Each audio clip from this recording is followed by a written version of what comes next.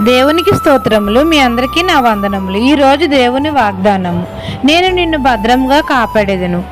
ఇర్మియా గ్రంథం 40వ అధ్యాయం 4వ వచనం. మన ప్రభువైన యేసుక్రీస్తు మనల్ని భద్రంగా కాపాడుతానని మనతో సెలవిస్తున్నారు.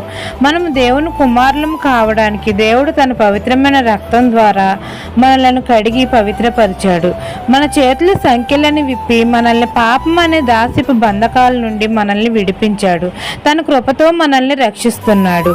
మన చుట్టూ తన దూతలను కావలిగా ఉంచుతున్నాడు. తండ్రిని మనం ఎల్లప్పుడూ ప్రేమించాలి. అప్పుడు యెహోవాయే మనల్ని భద్రంగా కాపాడుతాడు. మన కుడి ప్రక్కన నీడగా ఉంటాడు. ఆయన మన పాదములను తొట్టిల్లనీయడు. మన ప్రాకారంలో నెమ్మది కలగజేస్తాడు.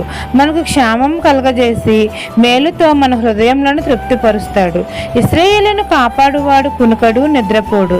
ఏ అపాయము మనకు రాకుండా తండ్రి మనల్ని భద్రంగా కాపాడుతాడు.